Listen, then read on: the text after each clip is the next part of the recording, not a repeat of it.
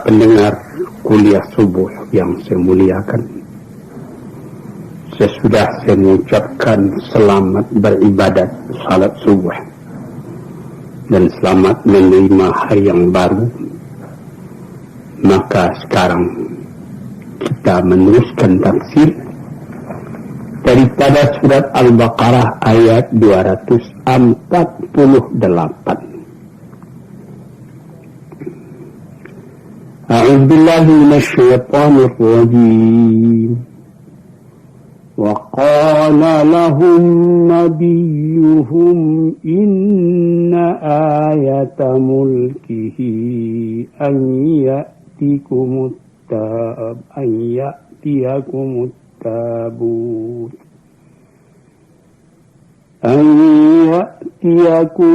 التابوت فيه سكينة من ربكم وبقية مما ترك آل موسى وآل هارون تحمله الملائكة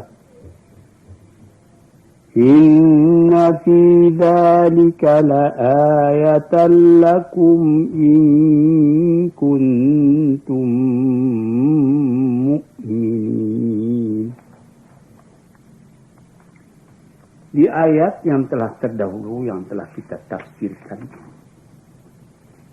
yaitu tentang keinginan mempunyai raja yang akan dapat memimpin mereka di medan perang.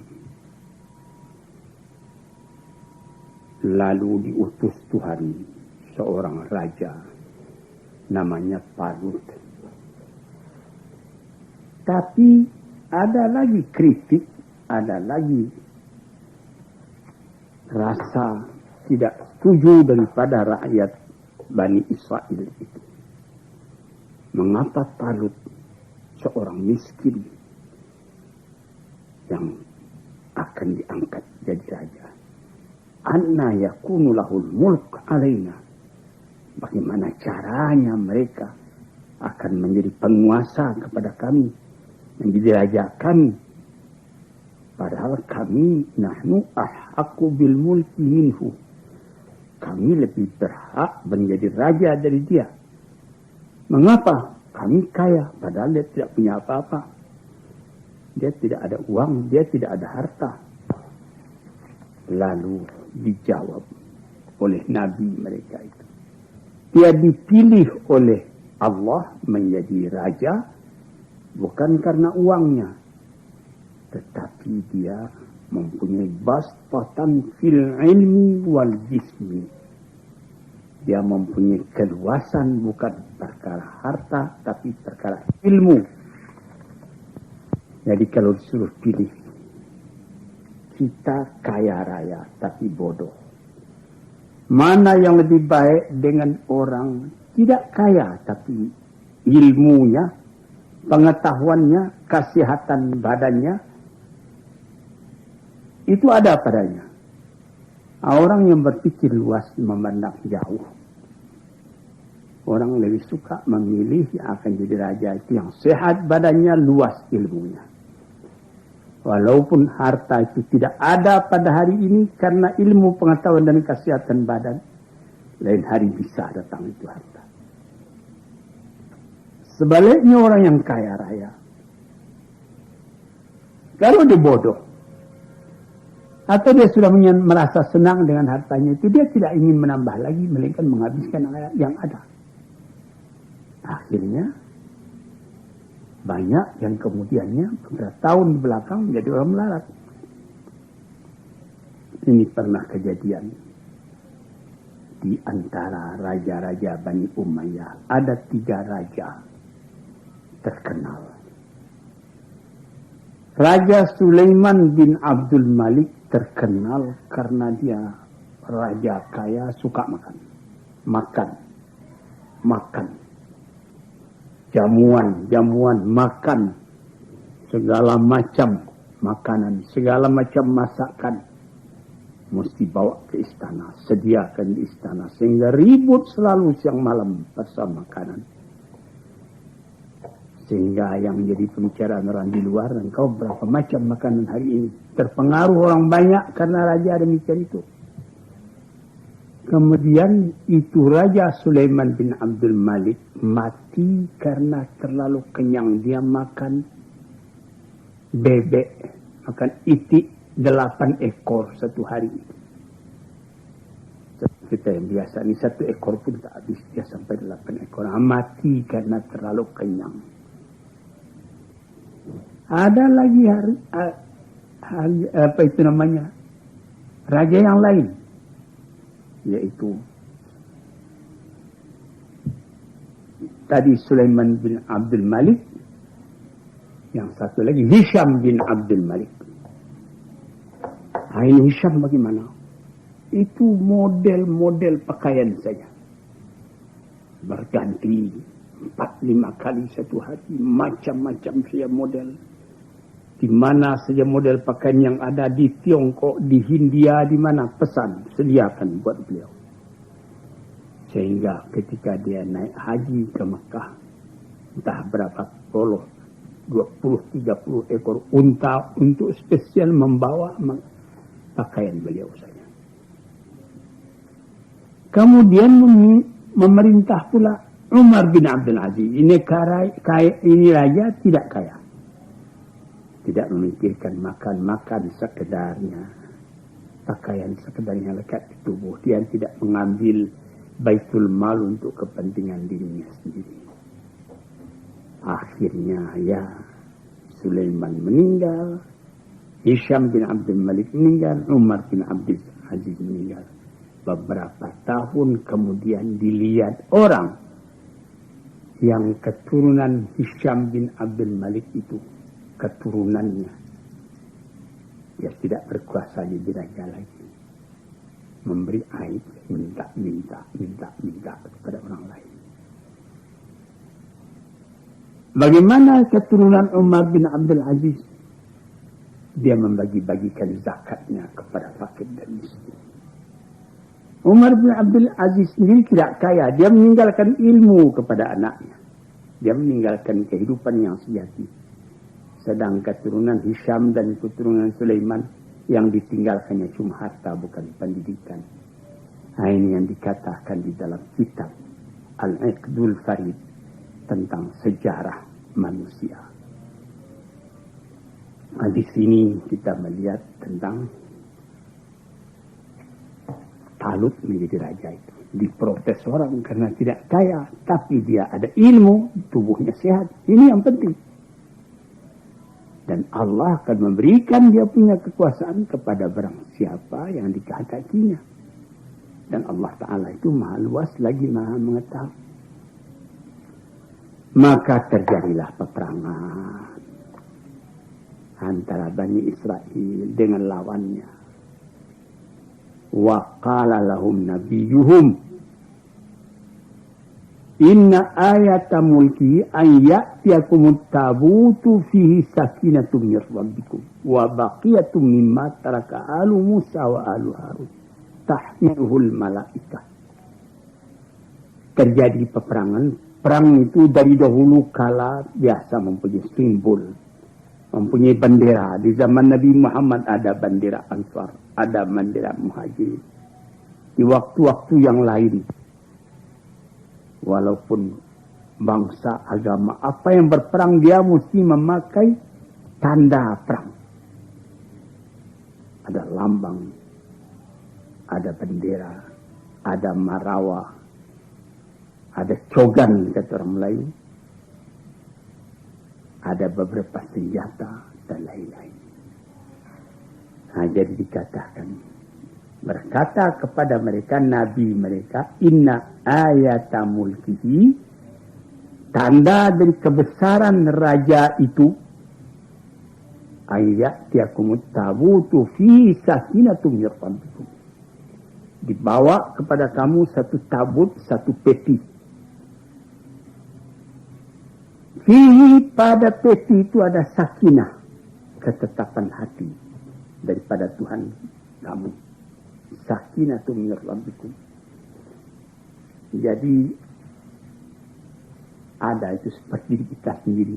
Bendera pusaka yang mula-mula dikibarkan oleh Presiden Soekarno dan Wakil Presiden Hatta waktu proklamasi 17 Agustus. Itu bendera pusaka masih ada, masih disimpan. Sudah sekian puluh tahun sampai sekarang. Sudah lusuh, sudah hampir cair, tapi masih dipelihara. Itu seperti ayatul mulki di kita itu. Tanda kebesaran. Sesudah Presiden Soekarno, sekarang sudah Presiden Soeharto, bendera pusaka masih tersimpan baik. Apa itu syirik? Bukan syirik. Kalau syirik tentu Nabi tidak ada mengerjakan demikian itu. Lambang, malah kalau saudara dengar cerita yang sahih, seperti Sayyidina Muawiyah sendiri. Ada seorang penyair diberi oleh Nabi hadiah burdah, yaitu satu selendang burdah Nabi namanya. Kemudian setelah Muawiyah merintah dibelinya burdah hadiah Nabi kepada penyair tadi sekian puluh ribu dinar. Buat apa? Buat lambang. Dia ada menyimpan bendera Nabi. Ini tuan-tuan yang terhormat, supaya kita luas berfaham dalam agama. Buat apa? Kalau orang yang tidak ada rasa, buat apa itu? Buat apa bendera pusaka? Buat apa burdah Nabi? Malah menurut riwayat, burdah Nabi yang telah lusuh tua itu, yang kalau misalnya dipegang lama-lama bisa hancur karena sudah 1400 tahun, masih tersimpan sekarang di tabu, disimpan oleh Republik Turki. Dulunya menjadi lambang juga dari khalifah-khalifah Utsmaniyah. Demikian juga seperti pedang Zulfikar, Sayyidina Umar dan lain-lain. Ada lambang-lambang itu. Tambah banyak lambang pusaka nenek moyang, tambah terasa gengsi daripada kerajaan tadi. Jadi di sini supaya tuan-tuan dapat mengetahuinya, Nabi mereka itu mengatakan tanda kekuasaannya ialah supaya akan datang kepada kamu tabut satu peti. Di dalam peti itu tersimpan sakinah, ketentraman hati dari Tuhan. Wabaqiyantun, dan sisa daripada apa yang ditinggalkan oleh keluarga Musa dan keluarga Harun. Sudah lama sesudah Nabi Harun mati, sudah lama sesudah Nabi Musa mati, ada sisa-sisa peninggalan mereka disimpan di dalam peti itu. Apa gunanya? Lambang. Ayatul mulkihi.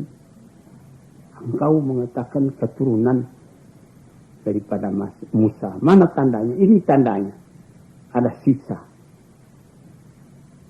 Atau seperti di dalam kerajaan Jambi dulu. Ada keris si Genje namanya. Itu keris. Itu ayatul mulkihi. Lambang dari kerajaan Jambi. Raja yang memegang itulah yang berkuasa. Itu sebabnya diambil ikhtiar oleh Belanda bagaimana supaya si Genje itu jatuh ke tangan dia. Saya juga pernah pergi ke kerajaan Brunei 10 tahun dulu lebih. Tahun 60 kalau saya tidak salah saya ke sana. Itu dikatakan di dalam batu bersurat di kuburan bahwa lambang yang ditinggalkan oleh Raja Minangkabau, katanya, yang datang ke negeri Jambi itu genta. Nah, di sini nampaklah bahwa tiap-tiap negeri mempunyai lambang. Maka yang jadi lambang daripada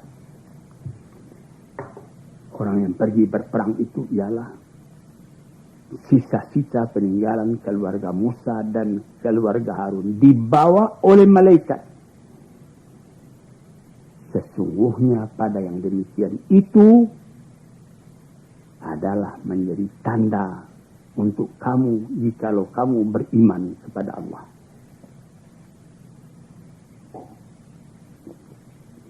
Saudara-saudara yang terhormat, seperti kerajaan Turki yang punya lambang. Apa lambang? Bulan bintang. Kenapa? Katanya ada satu cerita saya baca. Itu kalau di hari jernih, langit terang cuaca baik, itu bulan bintang kelihatan dekat. Tapi musuh-musuh katanya mendekatinya. Tambah lama, tambah tidak bisa dicapai. Kelihatan dia tambah dekat. Padahal jauhnya sekian juga. Akhirnya jatuh saja, hancur ke bawah. Yang bulan bintang tetap ada juga di udara. Ini lambang orang Turki. Demikianlah kadang-kadang bendera seperti orang Syiah mempunyai lambang hitam. Orang yang lain mempunyai lambang hijau dan lain-lain sebagainya. Nah, kita sendiri di Indonesia, lambang kita pun ada, bendera kita merah dan putih. Nah, itu di tiap-tiap lambang kaum ada lambangnya. Maka di waktu berperangnya Raja Talut tadi, dia mempunyai lambang itu juga. Falamma fasala Talutu bil junudi qala innallaha mubtalikum binar. Setelah Talut memegang atau memimpin peperangan, membagi-bagi tentaranya, yang sayap kanan, sayap kiri, yang penempur tengah dan lain-lain sebagainya, diberi ingat, kalian nanti akan berperang dengan musuh. Di tengah jalan kalian akan bertemu dengan satu batang air, sungai. Menurut keterangannya itu sungai Yordan yang terkenal. Faman syariba minhu falaysa minni. Barang siapa yang minum dari air itu tidak golonganku.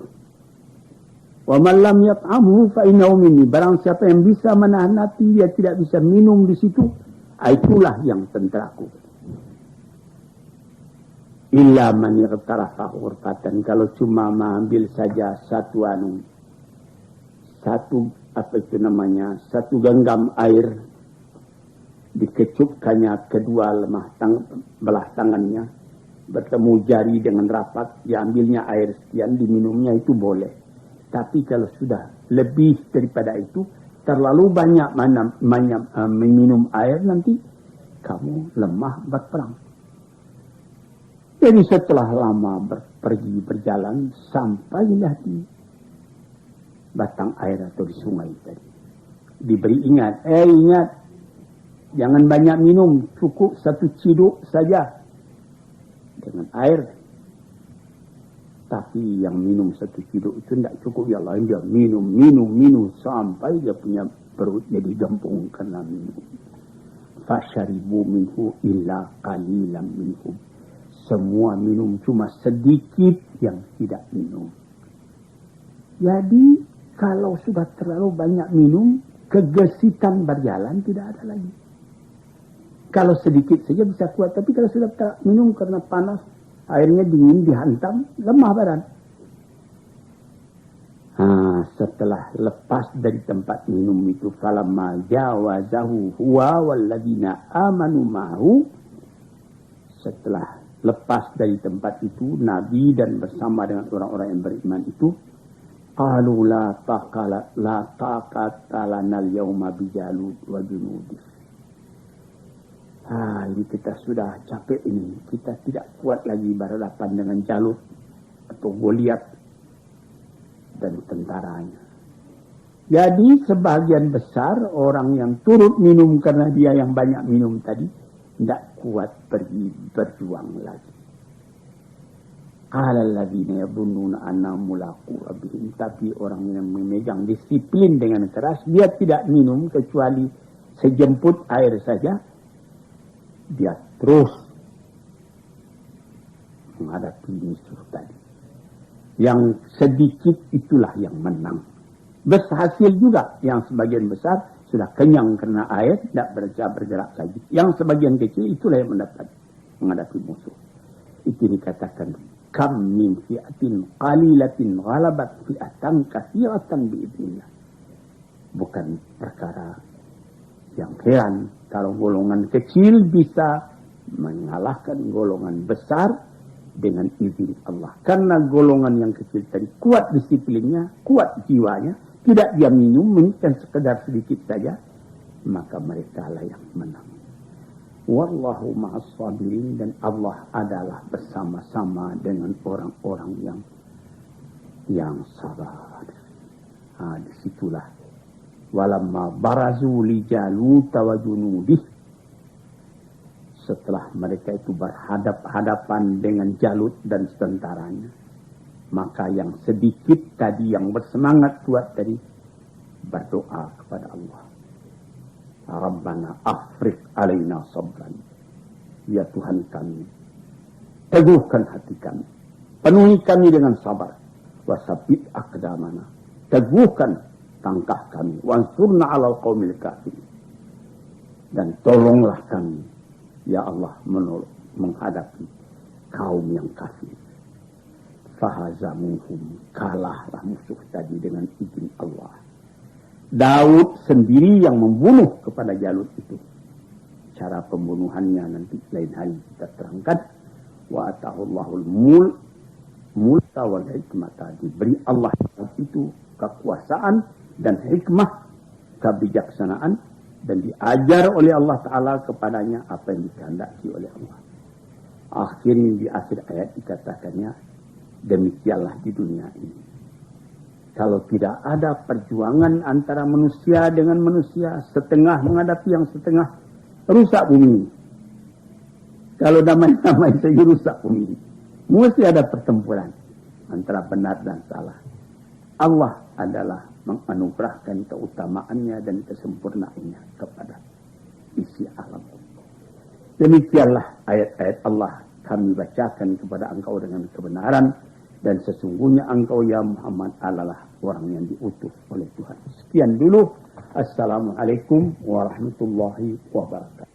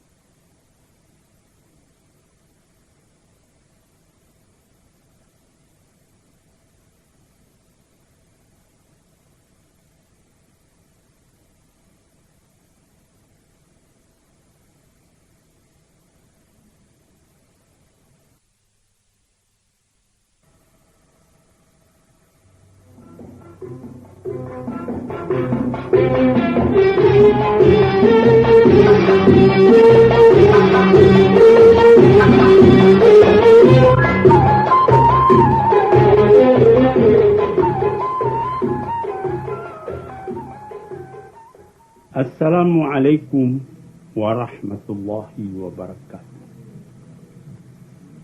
Hari ini, saudara-saudara yang terhormat, akan kita sambung lagi hal ihwal yang berkenaan dengan tasawuf.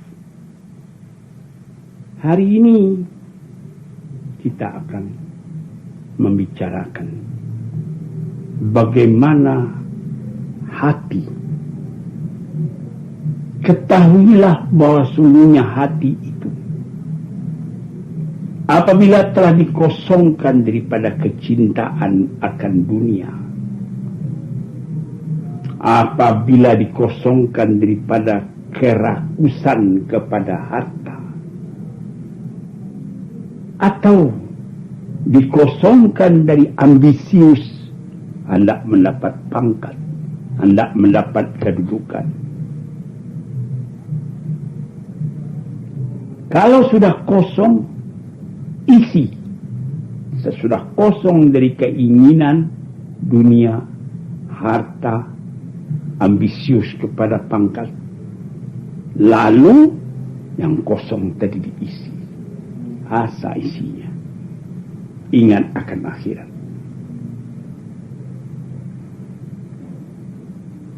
Mementingkan kepada bakal yang akan dibawa ke akhirat itu. Persiapan untuk datang menghadap kepada Allah.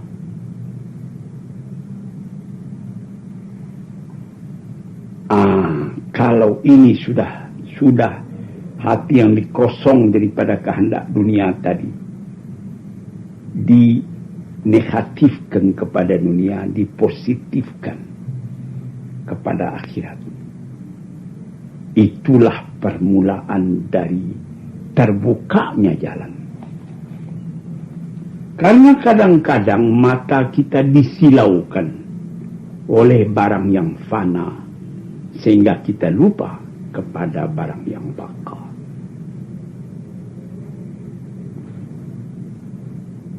Ketika sudah demikian keadaannya, tergeraklah hati itu mengetahui apa yang diridai oleh Tuhan. Ini mengosongkan dari harta, menggantinya dengan ma'rifat, sehingga nanti berubah pandangan hidup kita itu. Kita tidak memandang lagi besarnya dan pentingnya dan mahalnya harta. Pangkat-pangkat pun demikian pula. Dalam keduniaan kita ingin kepangkatan, tetapi Al-Quran sudah mengatakan, kasarabim biqi'ati yahsabu dham'anu ma'a hatta idza ja'ahu lam yajidhu syai'an. Seperti orang melihat gejala panas di padang yang luas. Baik kita berjalan kaki. Saya sudah pernah berjalan kaki di tahun 1927 dalam umur baru 19 tahun. Dari Mekah menuju Jeddah karena uang tidak ada. Malamnya kami bermalam di bawah terang bulan. Pagi-pagi tersentak tidur. Bulan sudah mulai gelap cuacanya. Matahari mulai naik. Kami sembahyang subuh. Sesudah itu berjalan kaki lagi. Kira-kira pukul 9. Panas sudah mulai terik. Yang akan ditempuh jauh lagi. Bahra namanya. Di situ kelihatanlah air. Yahsabuhu dham'anu ma'a. Disangka oleh orang yang haus bahwa itu betul-betul air. Seorang danau, orang meninjau seperti lautan danau nampaknya. Tambah haus. Ditempuh.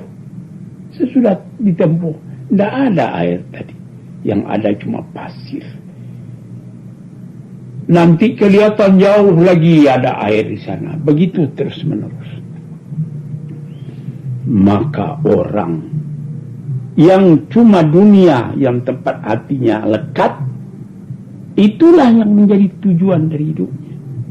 Keduniaan, kekayaan, pangkat tinggi, kebesaran, keternamaan, dan lain-lain sebagainya.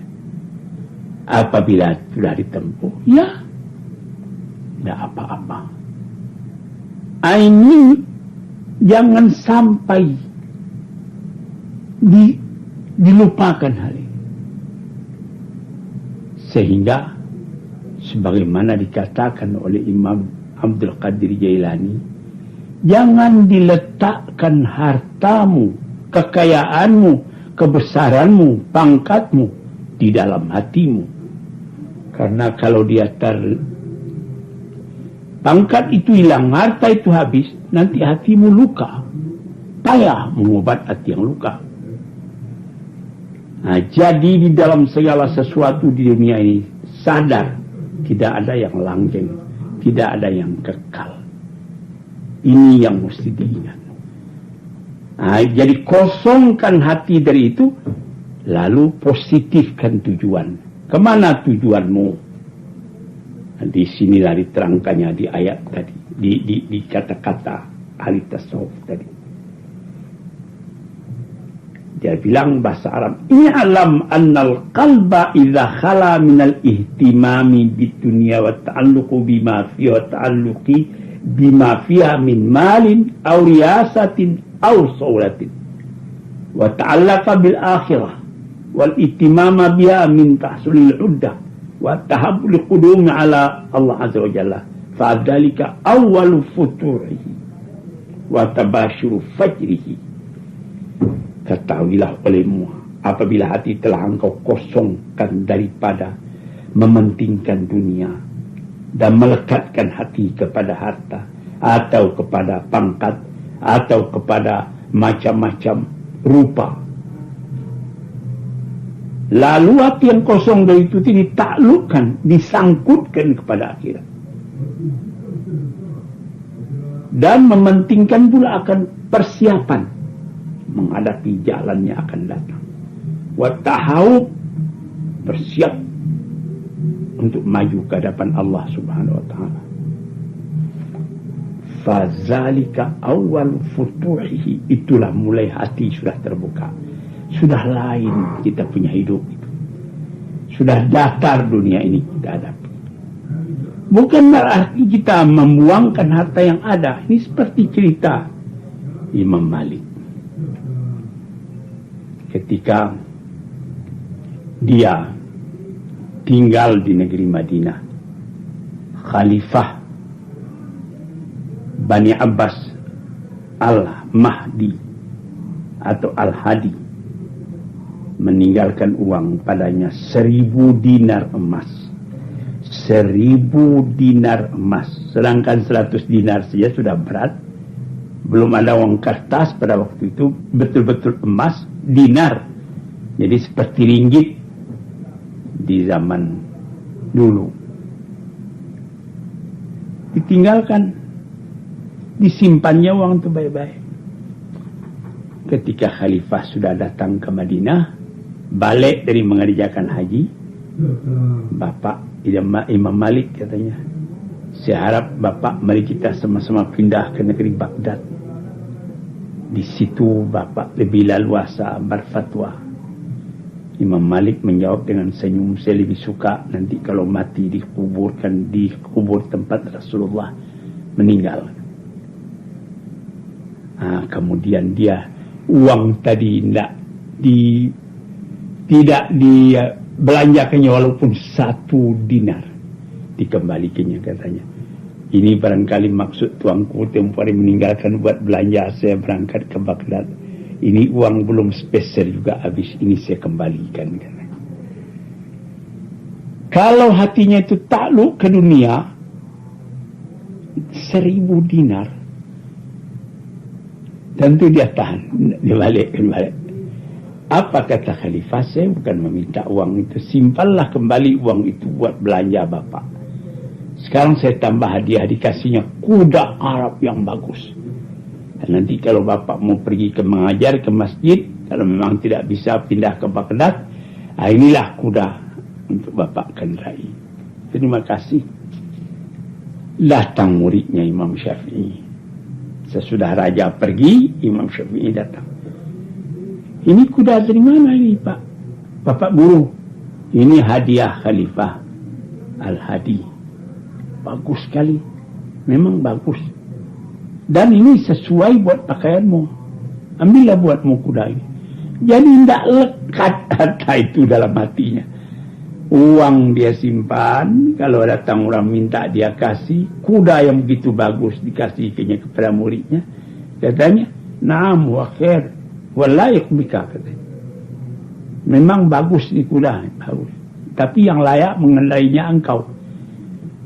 Nah, itu orang yang hatinya kosong dari dunia, tapi ada yang lebih tinggi dari dunia yang dia inginkan, yaitu persiapan buat menuju hari akhirat. Orang-orang yang seperti itu bukan dia miskin, dia kaya. Kenapa?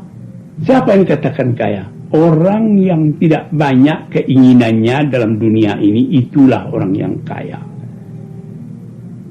Siapa orang miskin? Yang terlalu banyak keinginannya. Sudah ada merek mobil yang bagus, Holden, belum puas, dia minta Mercedes. Sudah dapat Mercedes, belum puas, dia minta Rolls Royce. Belum puas, diminta yang lebih tinggi lagi. Atau yang lain-lain. Orang ini karena hatinya tidak takluk kepada cita-cita yang lebih tinggi. Jadi dalam kata ini Ibnul Qayyim mengatakan, orang yang sudah kosong hatinya daripada dunia, tidak lagi lekat harta atau kebesaran. So, Imam Syafi'i pernah mengatakan, orang yang besar ialah yang tidak tahu bahwa dia besar. Ini itu sesuai dengan hadis Nabi, man tawadha'a rafa'ahu Allah. Barang siapa yang mendudukkan dirinya di tempat tawadhu', itu yang dibesarkan oleh Tuhan.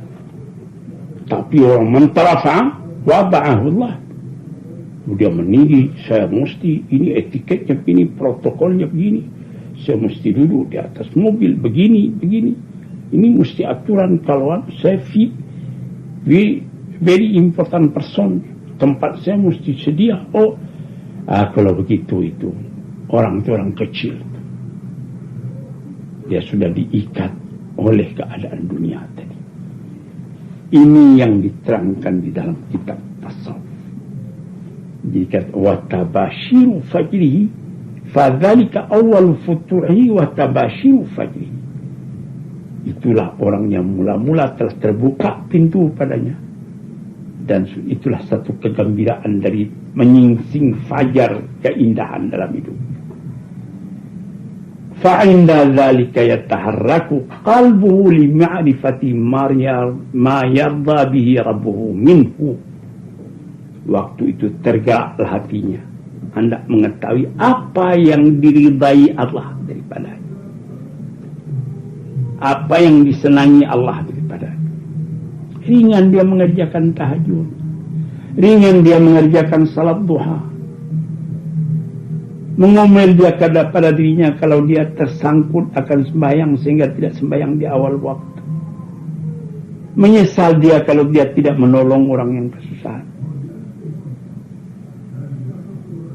Maka tuan-tuan yang terhormat, fayaf'aluhu, dikerjakannya lah apa yang disenangi oleh Allah, didekatkannya dirinya kepada Allah, dan dijauhinya apa yang Allah tidak senang.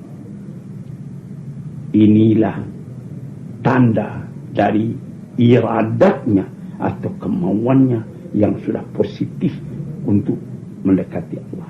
Inilah kekayaan yang abduhas samawati wal ard, yang luasnya seluas langit dan bumi. Karena fa inna kullaman ayqana biliqa'illah wa innahu sa'ilu min kalimatain us'al anhumal awwalun wal akhir madza kuntum ta'budun. Kalau dia sudah yakin kepada bahwa dia akan bertemu dengan Allah, dan bahwa dia nanti apabila meninggalkan dunia ini akan ditanya, apa pertanyaan? Madza kuntum ta'budun? Siapa yang kamu sembah? Pertanyaan kedua apa? Maja ajabtumul mursalin. Bagaimana jawabanmu? Bagaimana sambutanmu tentang seruan Rasul-Rasul?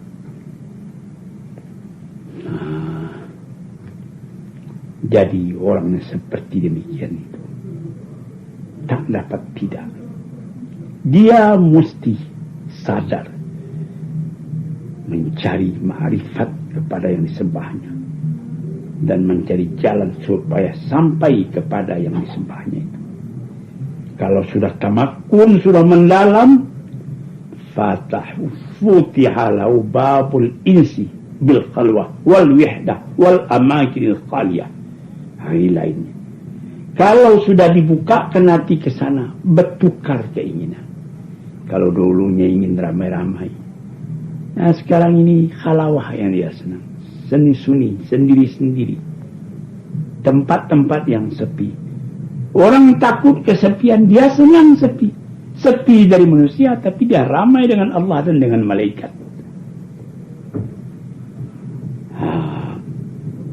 Tahdau fil aswat wal harakat. Tenang suara, tenang gerak. Tidak ada yang lebih disukainya daripada itu. Sebab kekuatan terletak dalam hatinya dan dalam iradatnya, dalam kemauannya. Tertutup pintu-pintu yang lain yang akan memisahkannya daripada cita-citanya tadi, yang akan memecah kepada hatinya. Senang hatinya sendiri, kacau pikirannya, duduk beramai-ramai, karena yang dibicarakan dalam beramai tadi cuma hal dunia. Lama-lama ditutup, dibuka pintu tadi oleh Tuhan, terasa halawatul ibadah, manisnya ibadah, sehingga dia tidak merasa kenyang-kenyang dengan itu. Mukanya kelihatan nur, cahaya. Alam ini lapang dirinya. Dia tidak merasa benci kepada orang lain. Kalau ada melihat orang yang belum matang keimanannya, dia tidak benci, dia cuma berdoa, Allah maghfirlah, ampunilah si anu. Meskipun Allah maghfirlah warhamhu wa'afi wa'afu anhu itu didoakan untuk orang yang telah meninggal. Tapi juga dia pakai doa itu melihat orang-orang yang belum mendapat petunjuk itu. Nabi Muhammad sendiri pernah mendoakan, Allah maghfirli qaumi, Allah maghfirli qaumi fi innahum la ya'lamun. Ya Tuhanku, ampunilah dosa kaumku karena mereka belum tahu.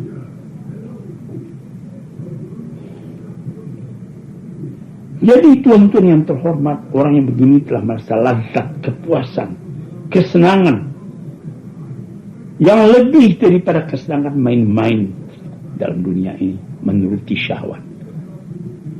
Cobalah, saya muda akan kaji sedikit. Pemuda-pemuda yang sedang naik nafsunya, melihat perempuan cantik misalnya, hatinya tertarik, perempuan itu pun merayu, lalu dia mengerjakan pekerjaan yang melepaskan nafsunya. Sesudah itu nanti dia menyesal. Sesudah dapat bahaya dari kehidupan itu, dia menyesal.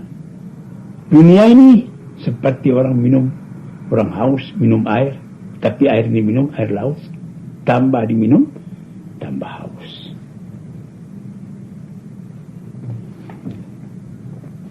Jadi dibuka hatilah, dibukakan kemanisan ibadat, sehingga dia tidak bisa kenyang-kenyang dari ibadat. Dia rasakan kepuasan, ketentraman hati, berlipat ganda daripada kepuasan karena menuntut permainan dunia dan mencapai syahwat. Sehingga orang itu apabila dia masuk kepada sembahyang, dia ingin biarlah terus saja sembahyang. Kemudian itu dibuka lagi, satu dibuka, dua, buka yang ketiga, merasa manis mendengarkan kalamullah. Idza tuliyat alaihi ayatuna zadathum imana wa ala rabbihim yatawakkalun. kalau dibacakan kepada mereka itu ayat kami, kata Tuhan, bertambah imannya dan dia bertambah tawakal kepada Tuhan.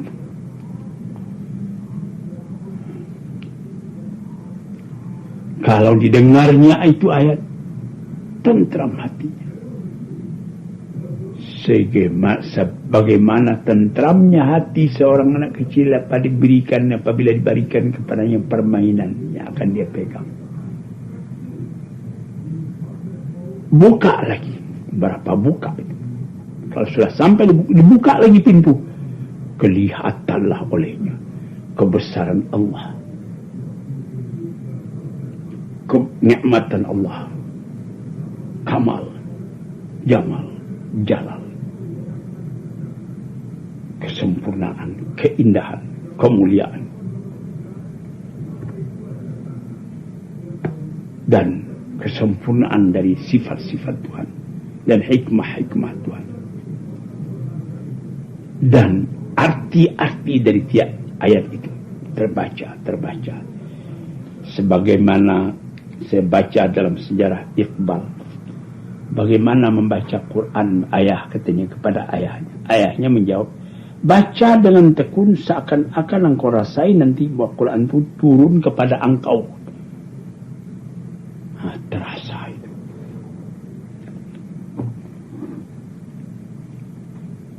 Bihaitsu yastaghriqu qalbu fi dzalika hatta yaghlibu fi, sehingga tenggelam hatinya ke dalamnya, sehingga gaib dalam itu dan merasa dalam hatinya bahwa dia sudah masuk ke alam yang lain, bukan alam manusia yang biasa ini.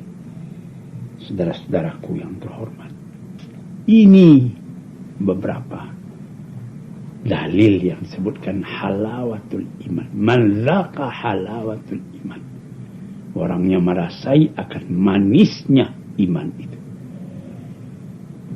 Saudara-saudara yang terhormat, ini beberapa peringatan yang moga-moga saja menjadi pedoman dalam kitab kita. Pintu-pintu itu dibuka satu demi satu.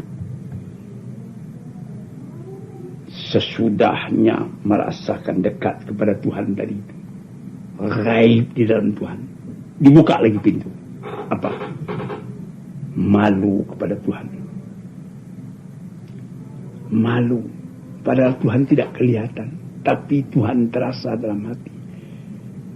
Sehingga dikatakan dalam ayat, al-ihsan an ta'budallah ka'annaka tarahu fa illam takun tarahu fa innahu yaraka. Engkau menyembah kepada Allah seakan-akan engkau lihat Allah itu. Dia tidak bisa engkau lihat, tapi dia melihat engkau. Mata tidak bisa melihat, hati bisa melihat. Dibuka lagi itu pintu. Itulah nur yang jatuh ke dalam hati. Dipelihara oleh nur itu, nampak oleh hati. Kita berhadapan dengan Tuhan sehingga kita malu kepada Tuhan, serang sendiri, tidak ada orang lain. Ketika itu diberikan lagi pemberian oleh Tuhan. Apa? Dawamul muraqabah lirraqib, tetap mengintai yang dicintai itu, tidak melihat kepada yang lain melainkan kepada dia. Seakan-akan kita melihat, menyaksikan di atas langitnya ataupun sedang duduk dalam arasy-Nya, melihat kepada hamba-Nya sekalian, mendengarkan suaranya, menyaksikan akan rahasianya. Kalau ini sudah tercapai, bertambah maju kehidupan dari dia hidup sendiri, wujud sendiri, manusia pun wujud dalam hal yang lain. Dia wujud di hadapan Tuhannya, di hadapan walinya. Dia memandang kepada Tuhan dengan hatinya. Padahal manusia lain tak memandang apa-apa. Sebab dia tidak diberikan syahadah. Melainkan yang ada syahwat dunia. Fahuwa yarahum. Allah memandang dia. Meskipun dia tidak memandang Allah. Dan tidaklah mereka memandang kepadanya. Melainkan sebab dari kesadarannya akan wujudnya.